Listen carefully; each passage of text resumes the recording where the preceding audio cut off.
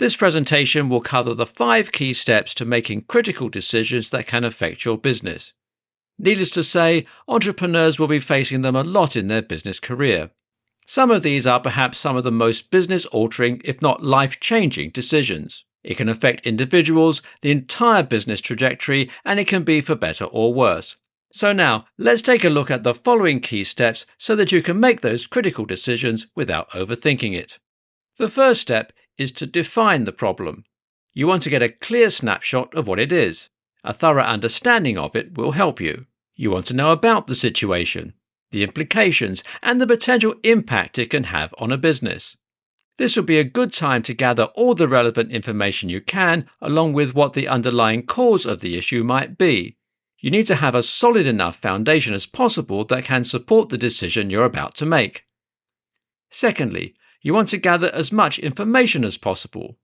You'll need to do in-depth research, collect any relevant data, and also consider various perspectives. At this stage, you need to make sure everything is accurate, so don't be afraid to double-check whatever it is that you need to include. You shouldn't rely on one source. You need plenty of them.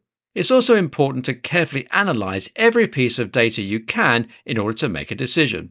Again, it has to be solid evidence that will help support your impending decision. Third is one of the trickier parts of the process. You now need to evaluate your options. So in this instance, you want to assess the feasibility, the risks, and the potential outcomes of each option. Also, you want to consider the short-term and long-term implications. Does it need a cost-benefits analysis, assuming it's a financial decision? Does it need a SWOT analysis? Or is it a decision where you need to weigh the pros and cons? You may be looking to let go of someone from the team. What are the pros and cons of letting go of that one person? What can you stand to lose? What will be affected if the person is no longer part of your group? At this point, you need to carefully weigh your options, and at that point, you will need to select one that is the most suitable. Fourth, it's time to make the decision and execute on it. And at this point, it may be a good idea to share the decision with someone on your team who you can trust. If you're making an impending critical decision, one thing to know is that if it's something you plan on doing in the future, consider whether or not it's important to inform your team members first of what's going on.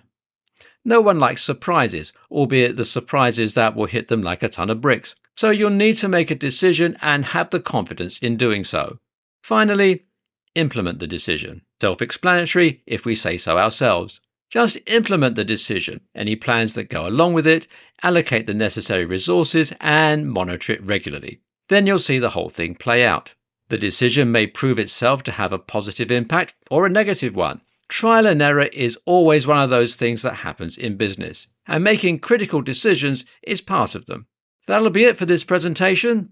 We hope you've learned something from this. If you have any questions, feel free to reach out.